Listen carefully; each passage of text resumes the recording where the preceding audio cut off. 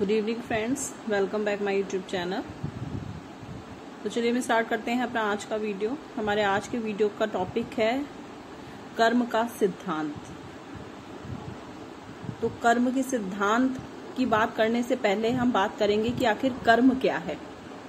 तो कर्म का तात्पर्य क्रिया या कार्य से है। कर्म सिद्धांत के अनुसार मनुष्य जो भी कार्य करता है उसका फल उसको अवश्य प्राप्त होता है।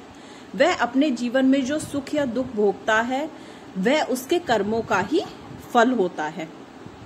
व्यक्ति के कर्म ही उसकी सामाजिक, आर्थिक, पारिवारिक आदि स्थितियों का निर्धारण करते हैं। जीव को अपने अच्छे और बुरे कर्मों का फल जो है वो भुगतने के लिए फिर से जन्म लेना पड़ता है। इसलिए कर्म का सिद्धांत जो है वो प्रत्यक्ष रूप से पुनर्जन्म से जुड़ा हुआ है। तो ये तो बात हो गई कर्म की। अब हम बात करते हैं कि कर्म का अर्थ क्या है। तो कर्म के अर्थ की बात करने से पहले हम कर्म के बारे में जानेंगे कि आखिर कर्म शब्द का उच्चारण किस तरीके से हुआ, उसकी उत्पत्ति किस तरीके से हुई। तो कर्म शब्द का जो शाब्दिक रूप है वो उसकी क्रिया धातु से हुई है, जिसका अर्थ होता है क्रिया करना। व्यक्ति द्वारा अर्थात उसके शरीर, मन, वाणी द्वारा की गई कोई भी क्रिया, चलना फिरना, खाना पीना, सोना उठना, बैठना, लिखना, सोचना, किसी भी चीज के बारे में विचार करना, अपनी इच्छा जाहिर करना, बोलना आदि जो चीजें हैं वो सभी क्या है, कर्म है। किंतु धर्म ग्रंथों में कर्म शब्द का प्रयोग व्यक्ति के मन, वाणी और शरीर द्वारा लौकिक व परलौकिक दायित्वों के निर्वाह हेतु किया जाता है। तो ये तो बात हो गई कर्म के अर्थ की। हमने पढ़ा कर्म क्या है, कर्म का अर्थ क्या है। अब कर्म को लेकर के कई सारे जो विद्वान हुए हैं उसके अकॉर्डिंग उन्होंने अपनी अपनी परिभाषाएं दी हैं। तो कर्म शब्द का उपयोग जो है वो अलग अलग जगहों पर अलग अलग तरीके से किया जाता है। अगर आप ये पेज पढ़ रहे हैं तो ये संभव है कि आप उन हजारों लोगों में से एक होंगे जो इस शब्द यानी कर्म का मर्म जानने के प्रयत्न में हैं। मतलब आप कर्म के बारे में जानने के इच्छुक हैं। अब हमारे जीवन में किस तरह से हमारे इरादे, हमारी इच्छाएं, भावनाएं और हमारे आचरण को, हमारी क्रियाओं को प्रभावित करते हैं, कैसे इन सब का संबंध जो है वो कर्म से होता है, इसके बारे में हम आगे देखेंगे। संस्कृत भाषा में कर्म का अर्थ होता है कार्य या क्रिया। वे सारी क्रियाएं जो न सिर्फ हम शरीर द्वारा करते हैं लेकिन अपने मन और वाणी द्वारा भी करते हैं, उसे क्या कहते हैं, कर्म कहते हैं। कर्म को भूतकाल का एक प्रतिस्पंदन और भविष्य काल का कारण भी कहा जाता है। रोजमर्रा की सामान्य क्रियाएं जैसे काम पर जाना, अच्छे काम करना, दया भाव आदि, सामान्य तौर पर इन सबको कर्म ही कहा जाता है। मतलब आप रोजमर्रा में जो भी आप कार्य कर रहे हैं उसको कर्म ही कहा जाएगा। आत्मज्ञानी परम पूज्य दादा श्री अपने ज्ञान द्वारा कहते हैं कि हमारी आज की सभी क्रियाएं पिछले जन्म के कर्मों के फलस्वरूप हैं। इसलिए हमारे जीवन में अभी आपको जो कुछ भी दिखाई देता है वह सब हमारे पहले के अभिप्राय का फल होता है। अब कर्म के सिद्धांत की पूर्व मान्यता हम देखेंगे तो जिसमें कुछ पॉइंट्स दिए हैं। तो 2 पॉइंट्स में पहला पॉइंट जो है वो है संपूर्ण विश्व कारण कार्य के नियम पर आधारित है और दूसरा है मनुष्य कर्म करने या न करने के लिए स्वतंत्र है। ये कर्म के सिद्धांत की पूर्व मान्यता है। इसके अनुसार मनुष्य जो कुछ भी सोचता है, करता है, उसके अनिवार्य रूप से परिणाम उत्पन्न होते हैं और अकारण ही कोई घटना नहीं घटती। इससे स्पष्ट है कि वर्तमान में यदि कोई व्यक्ति सुख या दुख भोग रहा है तो वह उसके अतीत में उसके द्वारा किए गए कर्मों का अनिवार्य परिणाम है। अतः कर्म और उसके फल की प्रक्रिया कारण और उसके कार्य के अनिवार्य नियम द्वारा संचालित होती है। मनुष्य कर्म करने या न करने के लिए स्वतंत्र है। सेकंड पॉइंट पे हम बात कर रहे हैं। तो इस मान्यता के अनुसार मनुष्य कर्म करने या ना करने के लिए स्वतंत्र है, इसलिए वह अपने अच्छे या बुरे कर्म के लिए स्वयं जिम्मेदार है। वह अपने भाग्य का निर्माता स्वयं है। अब कोई मनुष्य है, ये उसके अपने कार्यों पर डिपेंड करता है कि वो अच्छे कार्यों को करता है या बुरे कार्यों को करता है। क्योंकि अगर वो अच्छे कार्य करेगा तो उसका जीवन निर्वाह जो है वो सफलतापूर्वक आगे बढ़ता चला जाएगा, परंतु यदि वो कोई बुरे कार्य करेगा तो उसके द्वारा जो है किए गए कार्यों का परिणाम जो है उसको आगे चल के भोगना ही पड़ेगा। भारतीय धर्म शास्त्रों में फल की इच्छा की दृष्टि से कर्म जो है वो दो प्रकार के होते हैं। पहला है काम्य कर्म और दूसरा है निष्काम कर्म। तो काम्य कर्म वह है जिसे मनुष्य किसी विशेष कामना या इच्छा से प्रेरित होकर करता है, और निष्काम कर्म जो है वो वह कर्म होते हैं जिसे व्यक्ति बिना किसी फल की इच्छा के करता है।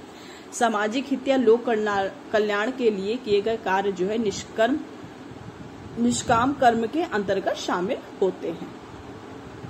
कर्म फल प्राप्ति की दृष्टि से कर्म के 3 प्रकार होते हैं: पारबद्ध कर्म, सचित कर्म और क्रियामण कर्म। तो पहला जो है पारबद्ध कर्म जो है वो वे कर्म हैं जो मनुष्य पहले कर चुका है और जिनका फल वह वर्तमान में भोग रहा है। संचित कर्म जो है वे कर्म हैं जो व्यक्ति अपने पूर्व जन्म में कर चुका है एवं जिसके फल की प्राप्ति अभी प्रारंभ जो है वो नहीं हुई है। और क्रियामाण कर्म जो है वो एक ऐसा कर्म है जिसके द्वारा मनुष्य जो है अपने भविष्य के कर्मों की प्राप्ति के द्वारा ही अपना जीवन यापन जो है वो पूर्ण करता है। अगर हम कर्म के प्रकार की बात करें तो कर्मों के एक वर्गीकरण के अनुसार जो है कर्म को 3 प्रकार में बांटा गया है। पहला है कायिक, दूसरा है वाचिक और तीसरा है मानसिक।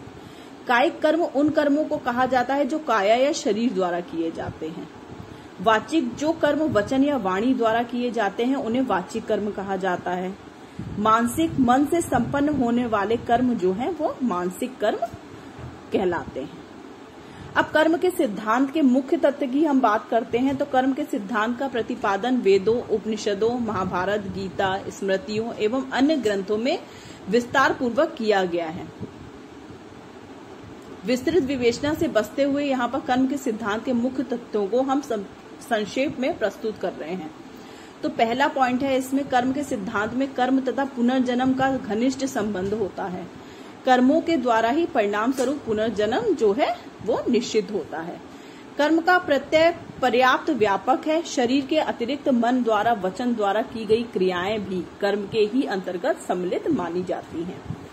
कर्म के सिद्धांत की मान्यता है कि व्यक्ति द्वारा किए गए किसी भी कर्म का प्रभाव जो है वो कभी समाप्त नहीं होता है। कर्मों के फलों का अनिवार्य रूप से भोग जो है वो हमें भोगना पड़ता है। कर्म के चक्र को अनंत माना गया है। कर्मों की समाप्ति एक जन्म से नहीं हो जाती। कर्म के बाद अनेक जन्म होते हैं तथा अनिवार्य नहीं है कि प्रत्येक जन्म में मनुष्य योनि ही मिले। इसके अतिरिक्त कर्म की व्यापकता को स्पष्ट करते हुए माना गया है व्यक्ति के वंशजों पर भी कर्म का प्रभाव पड़ सकता है। ये बात हो गई कर्म के सिद्धांत के जो मुख्य तत्व थे उनकी। अब हम बात करेंगे कर्म के तत्व की कि कर्म के तत्व क्या होते हैं। तो इसमें भी कुछ पॉइंट्स दिए हुए हैं या हम कह सकते हैं कि विशेषताएं क्या हैं। तो कर्म के कुछ तत्व या विशेषताएं होती हैं। ये सभी तत्व कर्म की व्याख्या को स्पष्ट करते हैं। इन तत्वों के अभाव में कर्म की कल्पना जो है वो संभव नहीं होती है। तो पहला है कर्म का अटल सिद्धांत फल से संबंधित है। मनुष्य जो भी करता है वही उसका कर्म है। इस कर्म का कुछ न कुछ फल या परिणाम होना चाहिए। कर्म फल को टाला नहीं जा सकता। मनुष्य कर्म करता है, इस कर्म का कुछ फल होता है, वह इस फल का भुगतान करता है और इन भुगतानों के अनुसार पुनः अपने कर्मों का निर्माण करता है। कर्म और फल का यह चक्र निरंतर जो है वो चलता जाता है। अब इसमें कहा जा रहा है मनुष्य कर्म करता है, इस कर्म का कुछ फल होता है, वह इस फल का भुगतान करता है और इन भुगतानों के अनुसार पुनः उसके कर्मों का निर्माण होता है। मान लीजिए कोई मनुष्य गलत काम कर रहा है तो उसको आगे चल करके बहुत सारी परेशानियों का सामना करना पड़ता है। तो जब वो उन परेशानियों का सामना करता है तो ये उसके ऊपर डिपेंड करता है कि जिन परेशानियों का उसको सामना करना पड़ा है अपने बुरे कर्मों के कारण, तो वो उन कर्मों को ना करके, बुरे कर्मों को ना करके, क्योंकि उसे पता है कि इसका परिणाम क्या हुआ था उसके साथ, तो वो आगे के समय में जो है वो अच्छे कार्य करने की सोचता है, ताकि उसे जो पहले परेशानी हो चुकी है वो आगे ना मिले। सेकंड है, कर्म केवल भौतिक क्रिया नहीं है, इसके अंतर्गत सामाजिक, मानसिक, आध्यात्मिक तथा भावात्मक सभी प्रकार की क्रियाओं का समावेश होता है। थर्ड पॉइंट है, कर्म फल में कार्य कारण का नियम काम करता है, कारण कार्य को उत्पन्न करता है और फिर कारण बन जाता है। प्रवाह अनंत है, कभी इसका अंत नहीं होता है।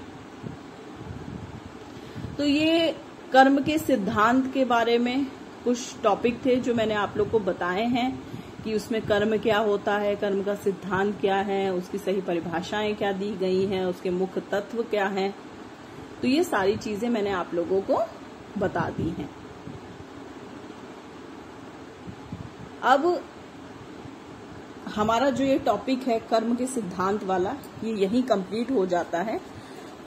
अब हम लोग आपको जो है वो अपने नेक्स्ट वीडियो में नेक्स्ट टॉपिक के साथ कंटिन्यू करेंगे। Thank you.